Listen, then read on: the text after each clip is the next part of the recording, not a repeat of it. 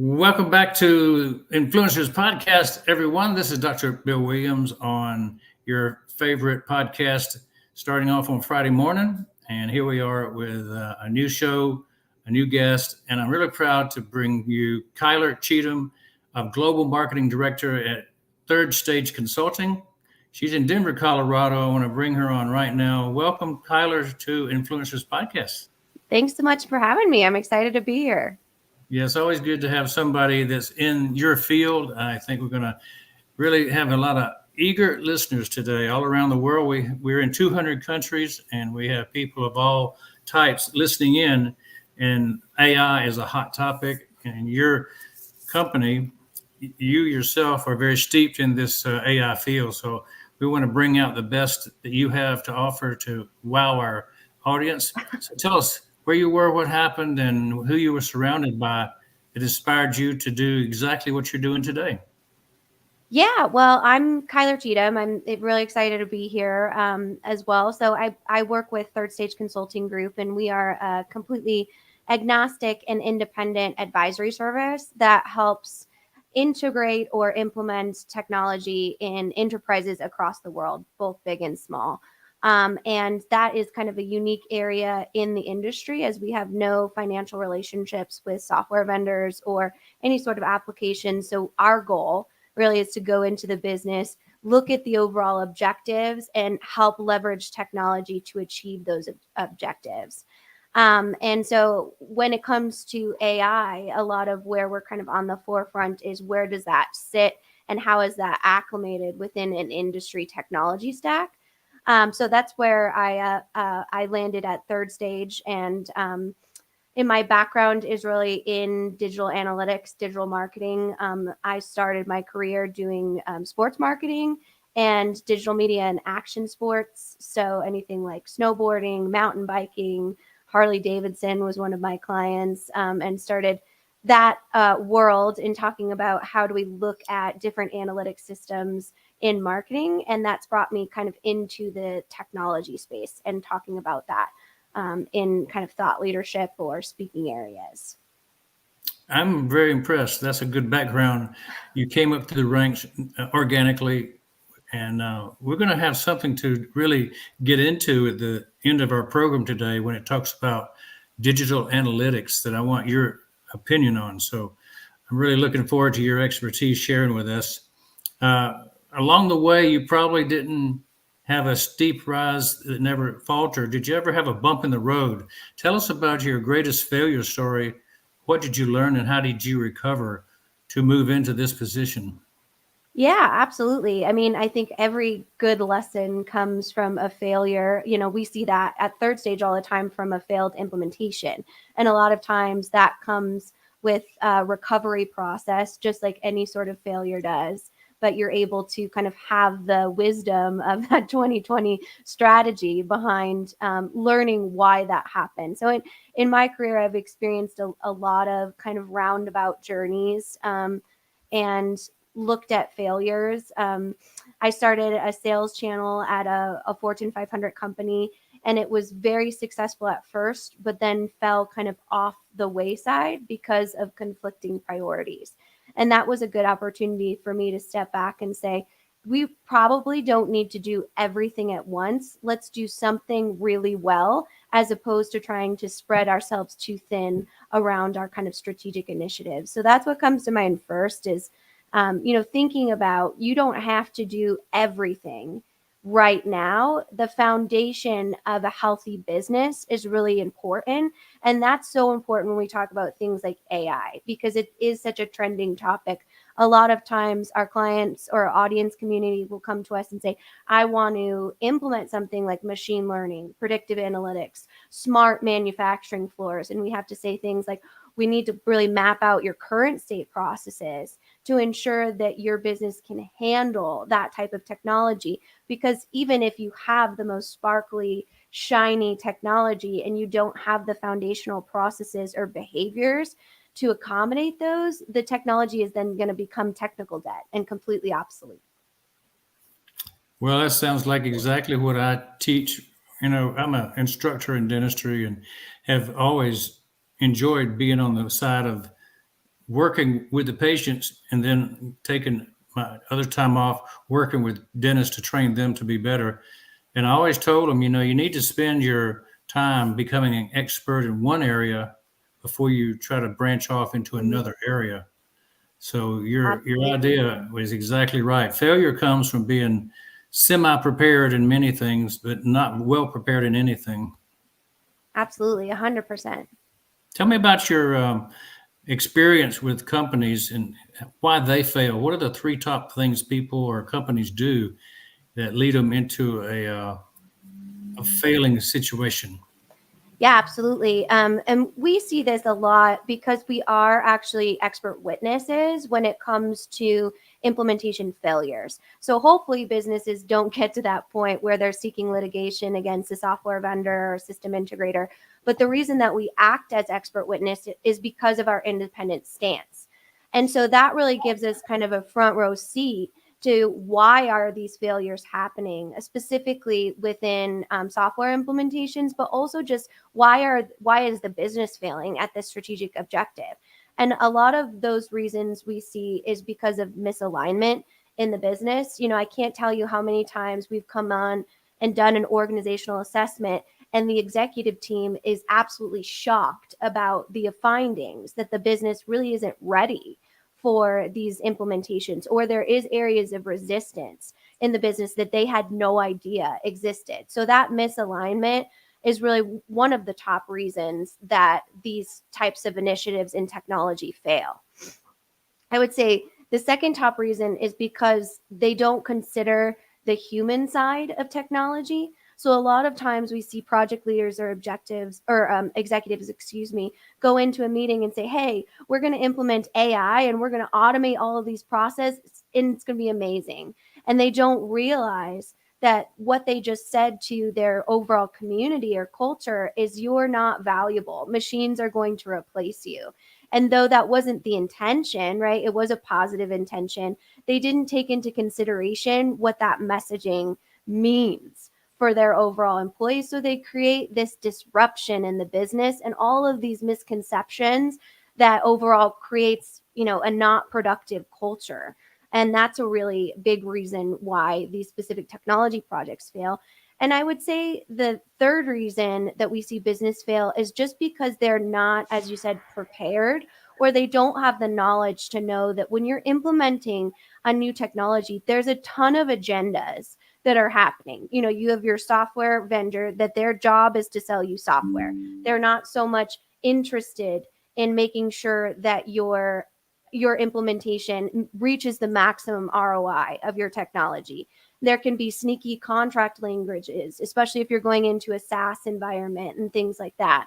And then there's also the system integrator that their job is to implement the technology, but you don't have things like organizational change or cultural appropriations and understanding what that looks like in the technology field. So you really need to understand everyone's agenda and have a really sophisticated project team to ensure that you're really ready to internalize those objectives when it comes to overall business strategies of technology as opposed to just the technical implementation.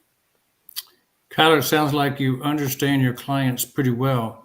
Tell us, what is your company motto at third stage consulting? Yeah. Yeah. Well, at Third Stage, we're super mission driven. So our goal is to go in and kind of move through all those agendas I just talked about and make sure that the business is actually achieving what they want to achieve through new technology. So though we work with vendor partners simultaneously, we really go in and act as the advocate for the business in new technology and kind of, tell the truth in transparency of you are ready for this new technology or you're not, but these are the steps that you need to do to get there. How do you ensure that you're putting your people first? Because we have the motto of people, process, and technology. So really people is going to be the priority when you're looking at new technology, which a lot of times isn't really understood. And the cool part about Third Stage is because we're so mission driven, we have a lot of former CIOs, former, technology application specialists, SAP specialists, those types of people that have come out and want to be more transparent about the conversation, want to be have more integrity in working with our technology atmosphere and ecosystem. So that's the neat part about having that experience. We kind of call it the insurance policy for your technology project, because by bringing on an independent advisor like Third Stage, our job is to coach you through the business. That's it. Our goals and our engagements are making sure that you're successful. That's the only agenda that we have. Yeah, I was getting the image of Saint Bernard with a keg of whiskey around his neck, going out into the snowdrifts in the Alps, saving people from being lost in an avalanche. Well, thank you. I don't know that we've ever gotten that overall interpretation, but I'm honored. A, res- a rescue company that really understands how to get through the snowdrifts that companies get into. Yeah, absolutely. Tell me about the three success secrets that you can teach us about that will help us model and learn from Third Stage. Yeah. So the secrets, we call it kind of secret sauce, is really the phase zero planning. So we talk about that when we go into any sort of implementation or any sort of technology transition in general. So you really need to understand your current state to make any impactful change. And that's, it doesn't matter if you're doing a technology project, it doesn't matter if you're doing a cultural transformation. You have to really understand those phase zero planning. So where are we at? What do we want to achieve? Are we all aligned on what we want to achieve? And how do we communicate that throughout our organization, through each layers? And that really needs to be intentional from the start. So many times we see businesses jump right into what software should I be selecting? What, without really defining their requirements, defining what they want to achieve and getting alignment around that. So that's really, the number one step. Number two is really educating yourself on what does it mean to select a new software, select a new technology. And that comes from a lot of different things, listening to thought leadership like this. We have two podcasts at Third Stage, Transformation Ground Control and Digital Stratosphere, that are available wherever you get your podcasts. One is kind of a bite size, so it's a great thing to listen to for 6 to 8 minutes around different selections that you want to look at. So educating that with kind of independent, non-bias is going to be critical to understand what you're really getting into. And then the third, I would say, is the implementation planning. So when you don't just turn technology on, right? A lot of times people think I just flip a switch and it'll kind of do what it needs to do. There needs to be strategy behind things like user adoption, organizational change, roles and responsibilities, organizational design. And a lot of times those more quote unquote soft skills are left out of the core technical implementation planning. If you want any technology to be successful, you really have to think, and we call it the third stage. We literally named the company after it, of the technology implementation. What happens after that go live so that you can ensure that you're leveraging the tool to its full potential? Sounds like you guys have the expertise and knowledge historically, and you've seen what doesn't work. So you actually put together your game plan for your company based on what does work. So I haven't had too many interviews that had such a dynamic process. So far, I think we're ahead of the game. Most people probably are seeing that this is a little different interview, and maybe it offers more than most interviews. So thank you for this. Oh, So yeah. far, we're heading into a question about why would somebody buy from Third Stage? Yeah. So, and just to clarify, we don't sell any software. So that's why we only sell our services, our ability to come in and kind of coach you through an implementation from a completely independent and Kind technology of like an agnostic independent standpoint. financial advisor, not selling uh, his own stocks and bonds and Sure. Yeah. insurance Yes. policies. Similar model. So if you are going into, or if you're in the middle of an implementation and it's, getting complicated and getting confusing, we work with a lot of businesses that their implementation planning is not off the rails. They have not failed, but it's going towards the red. Their project is going towards the red, and they really kind of need someone to come in and right the train, if you will. So a lot of times what we do is we come in there and we teach, how do you select a software? How do you ensure that you're prepped in that phase zero planning that I tell you? How did you map out your business processes? How do you make sure that all of those things aren't happening, or are happening in an area in which you're going to be successful? So when you come to engage third stage, we really take you through the entire implementation. And unlike software vendors and system integrators, when you turn on the technology and they're kind of like, bye, see you later, good luck to you, they already did their job. We make sure that there's things like user adoption, training we talk about. We don't really like the word training because it comes with a lot of times a software vendor sending you like a PDF. Here's how you use this system. And obviously, that's not at all successful. You really need to look at each user group and how do you train them? How do you ensure that they're creating a positive relationship with this new technology, especially in something like AI that's so new that they might not have the life experience to know how do you utilize this, or a misconception in the media like we talk about. I'm actually speaking at the Women in Tech conference here in Denver, and my talk is on the Terminator effect. So how mainstream media teaches us about AI and makes us have this fear around it. And I always say we should have some professional skepticism for any new technology, but really embracing it and explaining it in a way that's going to showcase what is the value to your role. Say you had a really manual task, and what is the value that's going to bring this new technology so that you can automate that task, but move your overall strategic role into different positions and different opportunities. So all of those things need to be really intentional, and that's what third stage really comes in and does. And then the nice part about that is you can rest easy that our commitment is only to your business. We have no other relationship with these types of vendors. There's no investors from vendors within third stage. We've really kept that purist approach because we know how biased the industry can be, and we've seen businesses fail in those. And so that's really why we're so mission driven here. I like the way you kind of put the onus on the media for scaring people about AI. They do, we always look at 9 o'clock, 10 o'clock news as if it bleeds, it leads. And Mm-hmm. they try to put the scare tactic into everybody to shut your doors, lock your doors, go home. Yeah. And anything new is scary to anybody. So AI has definitely got the people's eyes. I Yeah, want to ask you, definitely. how do you find your clients, your ideal client? Who are they and how do you find them? Well, really, we work with businesses of all size across the globe, across all industries, and that's why it's definitely interesting because we have clients in maritime, we have clients in food and beverage. We work with one of the largest school districts here in the United States. We work with global manufacturers within the packaging industry. We've done, kind of everywhere that we've done, and you can check out our website, thirdstage-consulting.com, for all of our case studies. We also have all of our case studies on our YouTube channel as well. So you can search us there if you want to kind of see the work that we've done.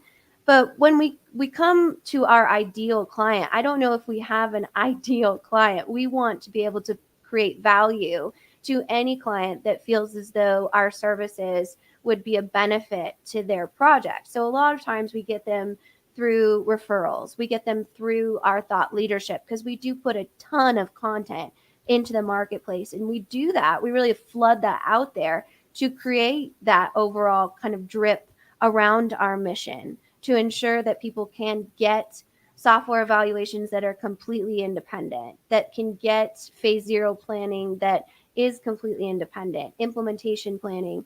We have our 2023 digital transformation report, which is a free download, and it's actually 60 plus pages of how do you go through a business transformation with technology. So we offer those for free all the time, and we have like I said, 2 podcasts. We have 3 blogs a week. We do 3 videos on our YouTube channel.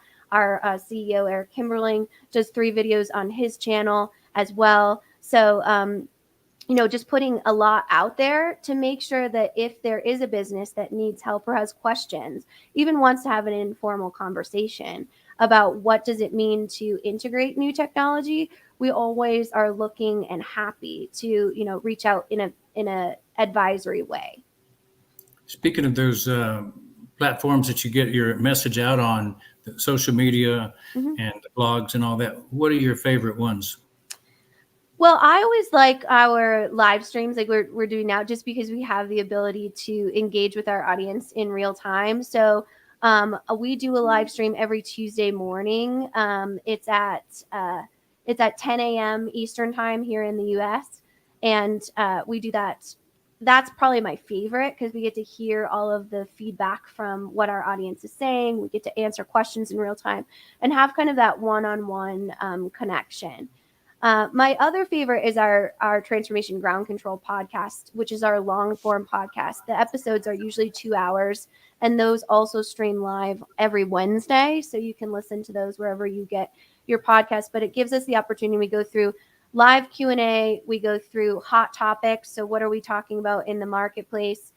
This week, I think we covered, 3 tips from CIOs when implementing new technology. And then we went into kind of a conversation from our live stream, and then actually a bigger conversation around software selection. So we compared Oracle versus Microsoft Dynamics, so D365 as we call it. And that gives you an opportunity to kind of listen to these two titans in the industry. What are some positives? What are some weaknesses? What are some considerations with the type of business that you are? So that's just a huge, very meaty podcast that gives you the opportunity to do that. And I would say my third favorite is LinkedIn, and mostly that's just personally. I learned so much from our network on LinkedIn and commenting on my posts and having that dialogue. Because really, the goal for me is to learn from our audience as well. How do we continue to be valuable? What are they wanting to hear? We take a really user generated approach when it comes to our overall content development strategies. Do you pick up new clients based on any digital advertising on LinkedIn or Facebook or any of the other channels?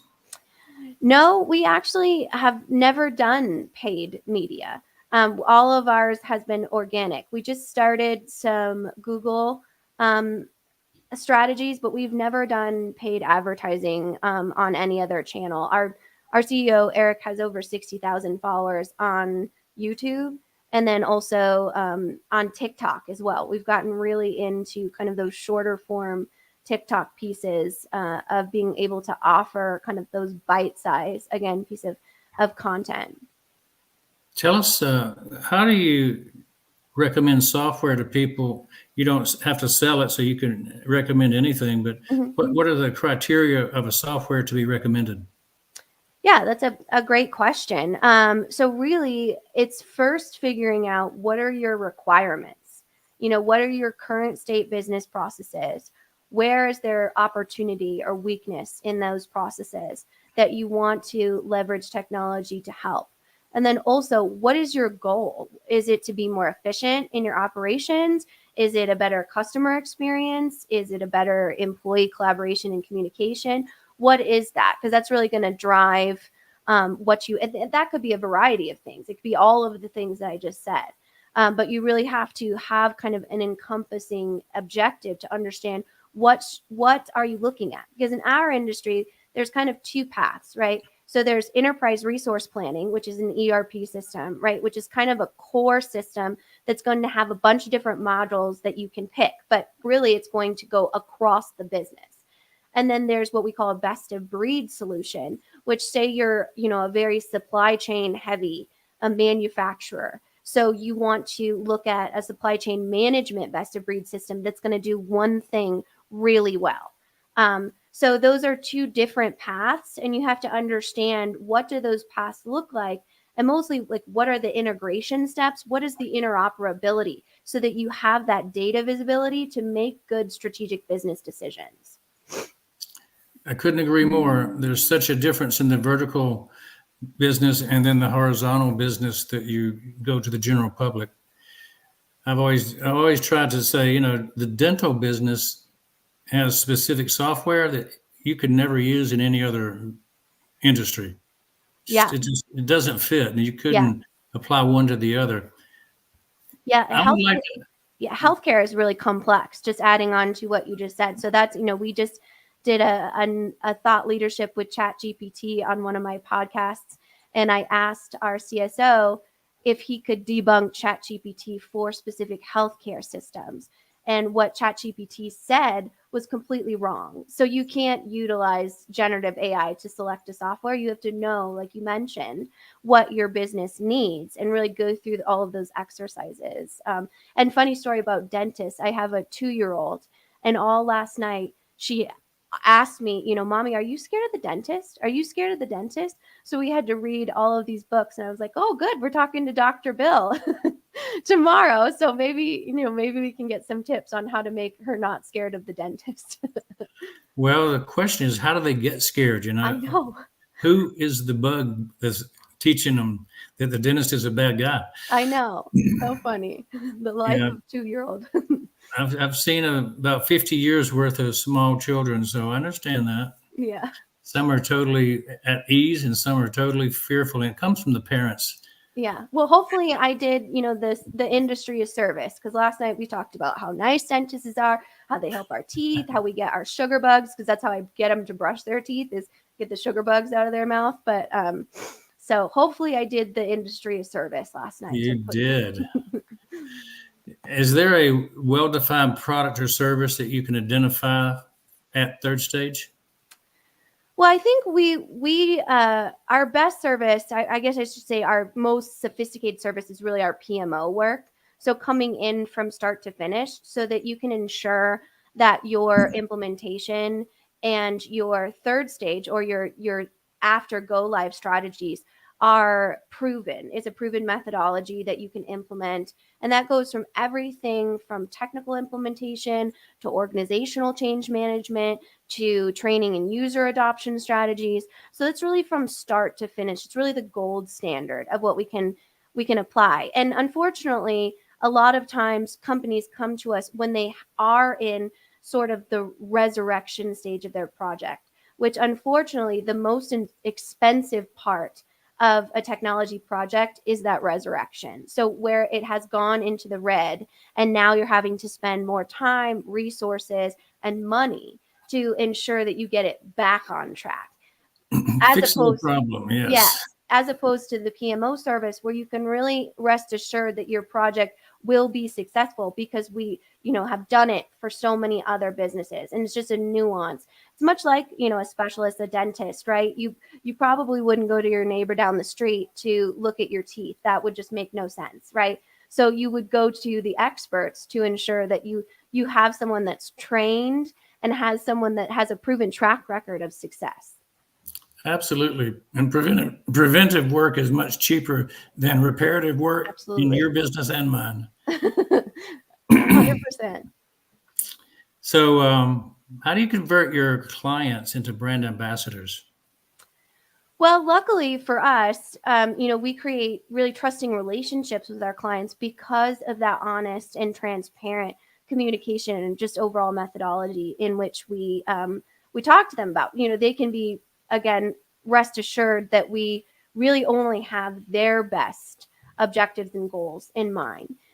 So when it comes to references, we have the very fortunate ability for clients to give us good references. We've also had some great clients. Again, you can find it all on our YouTube channel that have joined me for an interview to talk about just their overall experience with third stage. And just mostly what we want to hear from them is how is the technology creating value? How did you transform your business? Because it can be very complex to go through a technology implementation.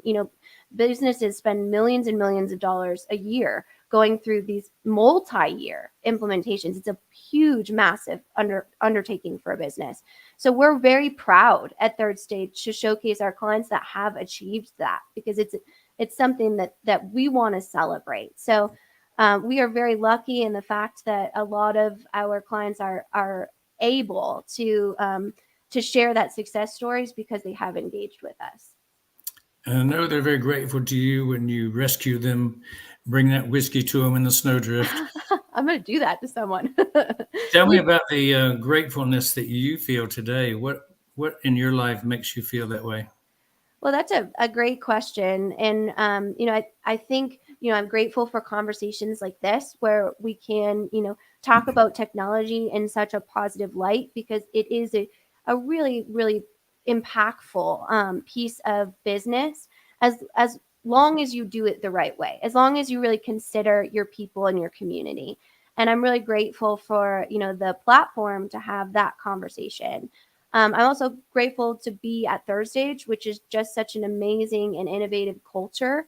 Really fits my personality, and my team is the same way. We're constantly coming up with new ideas to better engage our audience and create value.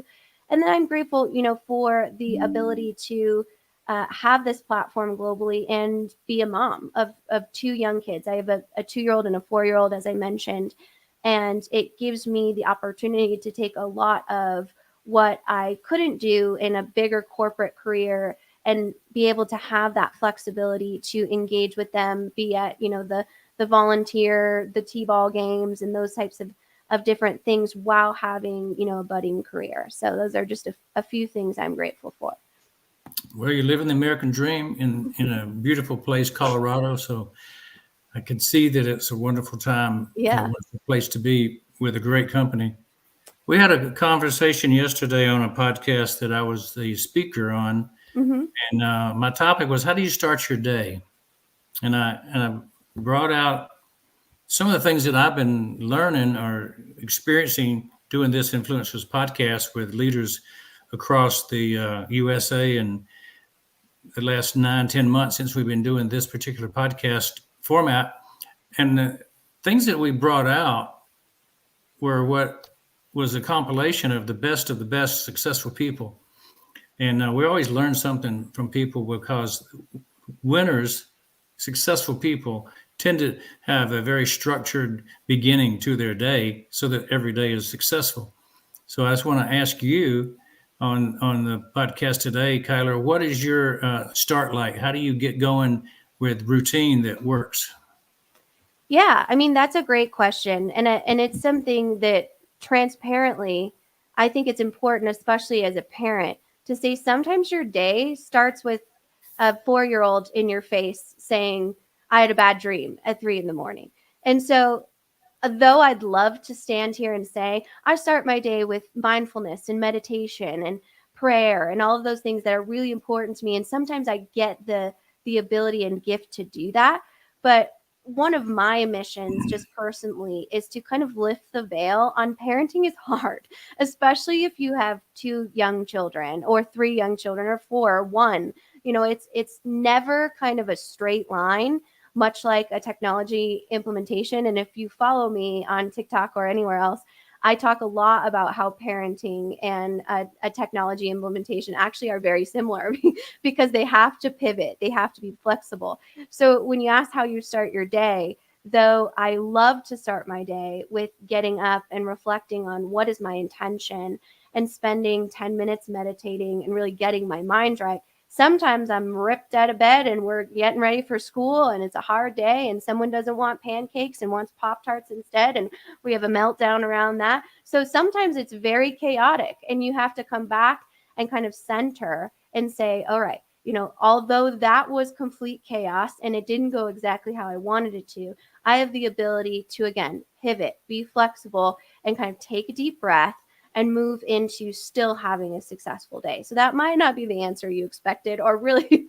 a good answer at all, but it is kind of the honest answer of what does it mean to be kind of in my season of life. Well, we've had our 2 grandchildren living with us for the last year and a half, Oh man. and they are 8 and 4 now. So Oh you're wow. talking about going through some of those terrible 2s and 3s, and we understand 4-year-olds in your face Yeah. at 3 a.m. We understand that. Well, God bless you guys. I mean, that's such a beautiful gift, but it is a lot of work. Yeah, it's good to be able to see another generation come along. My favorite age of my children has always been from about 2 to 4, 5. Oh really? So I got to live that twice in my life now with the Wow. grandkids. That's amazing. That's such a Yeah. cool experience. Tell me about your advice. You look back at your life and you go, my little young self doesn't know what I know now, how would you advise your 20-year-old self? Yeah, I think I would go two routes with this. It's important to consider that I grew up, in the sports action industry, in the wireless industry, in hard technical areas. So a lot of times I was not only the youngest, but I was one of the only females, if there was that. So I kind of developed this really harsh approach, and I really didn't get out of that until I became a parent. And so if I went back to my 20-year-old self, I would one say, you can still be impactful without being the loudest and most intense in the room. You can be kind yet firm. So that's something that I would always coach my younger self on, or any sort of additional female in tech that I mentor. The second thing is, don't take yourself so seriously. You don't have to know anything. And sometimes the most powerful words are, I don't know. I don't know the answer to that question, but we can certainly figure it out. And it will always be an opportunity to learn. That shouldn't be seen as a negative thing. That should be seen as an opportunity. So those are kind of the two pieces that I would really coach my young self on. Very good. Tell me about your living mentor. What's the impact they have on you? Well, I would say my living mentor is our CEO, Eric Kimberling here, and that's not like a shameless plug. It's really not. He truly leads Third Stage by example. He started Third Stage to create change in the marketplace through honesty and transparency. A lot of people think that because I am, the head of marketing here at Third Stage, that I do all of his thought leadership. And I always say I truly do not. He is very involved in what our audience says and making impactful content. And it's just such a gift and opportunity to learn from him, as well as the entire C suite. Because if you think about something like Third Stage coming to a consulting group for the last 2 years, for 2023 and 2024, we've been on the Inc. 5000 fastest growing privately owned companies in the US list here. So that is a high growth trajectory, but it's still very much an entrepreneur. We're only 4 years old, 5 at this point, I should say. So leaving to have a C-suite job from a bigger, very established corporation, that's a risk. And it takes people that are really focused and engaged in the mission. So we have such amazing experience, from our CSO, Greg Benton, to our COO, Craig Andre, and they have built and constructed, and there's so much to learn from them.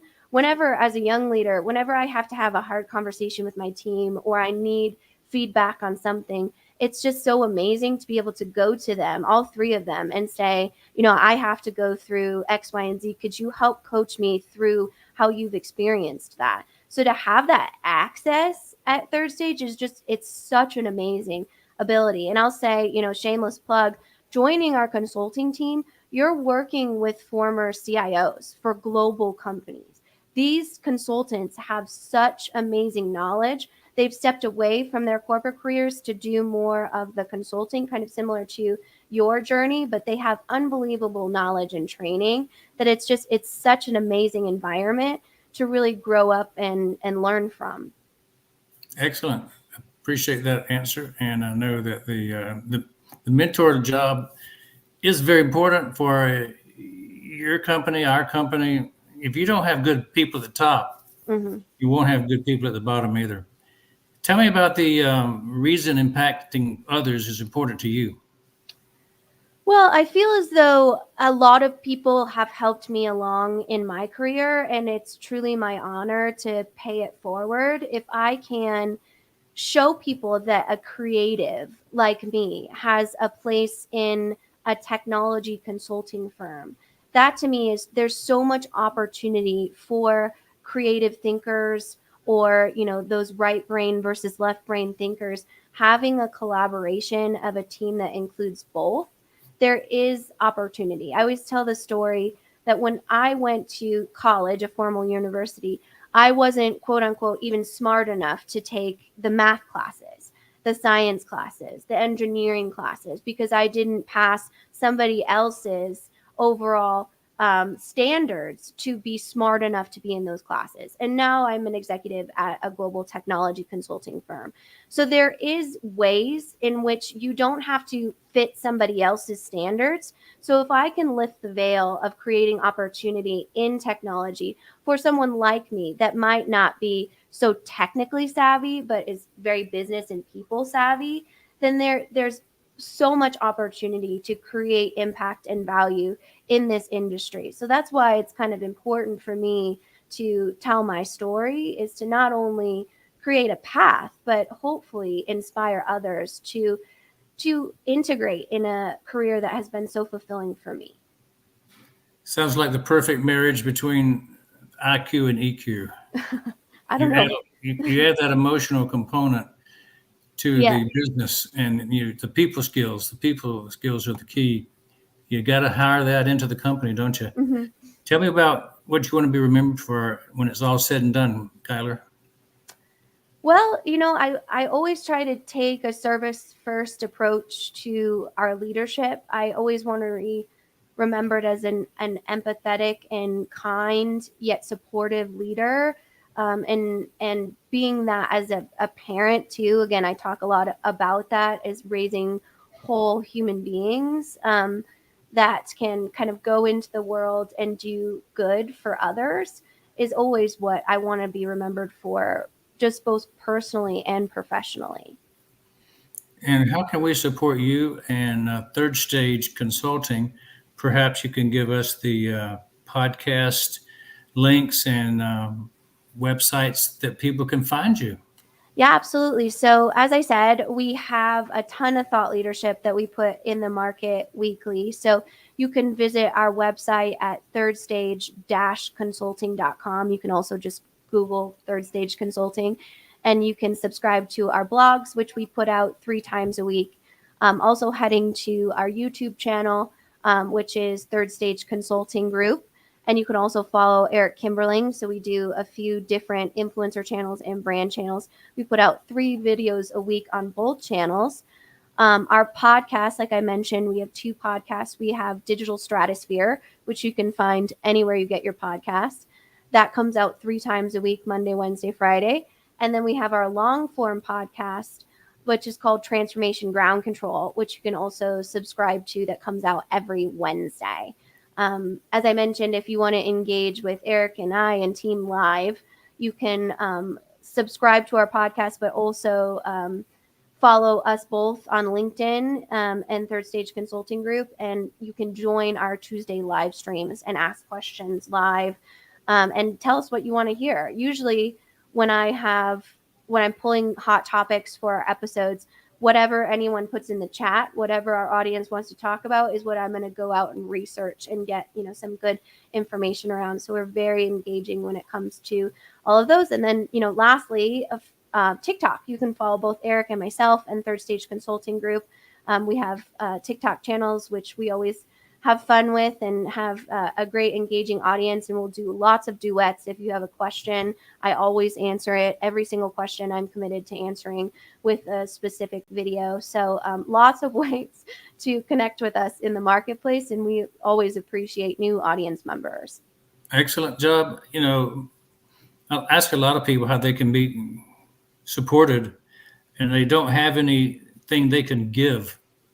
I don't think I've met too many marketing managers who had everything that you could ever want and more. So good job. You guys are on the tip of the sword supporting the people that you serve. So I can see that. Tell me about your experience on the show today. Oh, it's great. I mean, I always love, engaging with other thought leadership components and being able to get our message out there. So I'm very grateful for the platform and the conversation and the ability to connect with your audience. So thank you so much for having me. Absolutely. Third Stage is very fortunate to have you, Kyler. Oh, thank you. You've done an excellent job of explaining what you do, what the company does, and you have a power team. I can tell that your C-suite is sweet. They are very, very sweet. I'm going to So, give you the final word, and I want you to talk about something that was dear to you, the role of AI what it's doing now, what it's going to do in the future, Mhm. and how we can prepare for that. Then I'll come back and Yeah. speak to you after you get finished. I will give you the platform now. Well, I would say AI often is misunderstood. And the reason behind that is there is such a fear based component around AI. And the way I explained it recently to a group of college students that I was lecturing is artificial intelligence. Let's break down that word. So, what is an artificial Christmas tree? It looks like a Christmas tree, it acts like a Christmas tree, but it's not an actual tree, it's artificial. And that's the same with artificial intelligence. Artificial intelligence platforms, though they can be very powerful, they are only as good as the human code that goes into it or the data that it's run on. So if your data is not clean, if you don't have accurate data, if you don't have a data governance and management strategy, your technology is going to be obsolete. And that takes a human component. There's also maintenance when it comes to artificial intelligence, those health checks that you need to ensure that the system is still working appropriately. So I say that as just a message that artificial intelligence has a huge human component. And though it may transition traditional jobs across the marketplace or in your business landscape, that doesn't mean that the value of human components will not be there.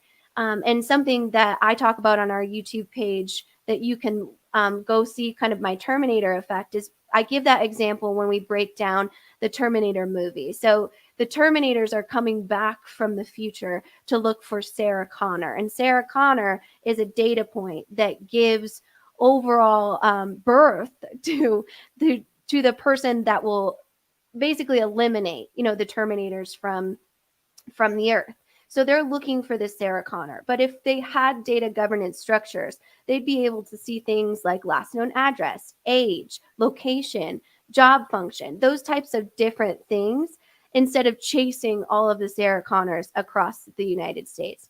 So my point in telling you that is there are so many boundaries and baselines that artificial intelligence can cross, but there's also a huge human component in understanding those overall technical functions. So that's why that phase zero planning is so important. So you can really arm yourself with that knowledge of understanding how AI will affect your business processes and overall operations. So don't be scared of it. Knowledge is power. If you are looking at something that you're not sure how it functions technically, go do your research or reach out to a thought leader in that space so that you can make sure that you're making informed and impactful decisions. And those are the final words for Kyler Cheatham, Third Stage Consulting Group. Thank you so much for that. I enjoyed the time with you, and your expertise is outstanding. I want to share with you my business card. A lot of people want to know, how do you reach me and get on the Influencer podcast to find out what I'm doing? There's a QR code there you can take a picture of, or you can go straight to it at ovu.me. That's my digital business card. When you open it up, you'll find two things. You'll find my website, which is basically going to give you access to book an appointment for the Influencer podcast, and we do a pre-interview.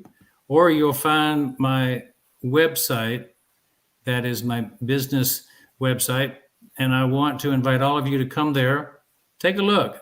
You're going to be surprised because we have something for everyone for free.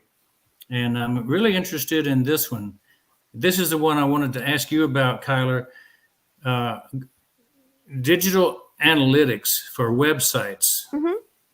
This is the new upcoming system called O-Tracker, Mm-hmm. and it just got released. And I would promise you that it's probably the most advanced, but the simplest and the least expensive one on the market. And that trio, to be the best and to be the least expensive, you can't beat that. Nope. So I want your opinion on it. You're an expert. Your company digs into different systems, and this is our system. So if you want to look at it, log in. You can have a free trial to use it, and I would love to have your feedback. Great. Absolutely. Thank you so much for the opportunity. Yeah. Well, we're glad to share a lot of free stuff with people because the future is in AI, and we're everything we have is an AI based system, and we're looking forward to that. Now, if you guys on Influencers Podcast like what you heard today, be sure and subscribe and like to the podcast on YouTube. Also, I want you to check out Kyler Cheatham and what she's doing at Third Stage Consulting Group. Thank you for being here, and I'm looking forward to many more contacts with you, Kyler. And you guys have a great day on Influencers Podcast. We'll be back with another episode, another session of the Influencer Podcast in just a few minutes. Excellent. Thank you. Thank you, Kyler.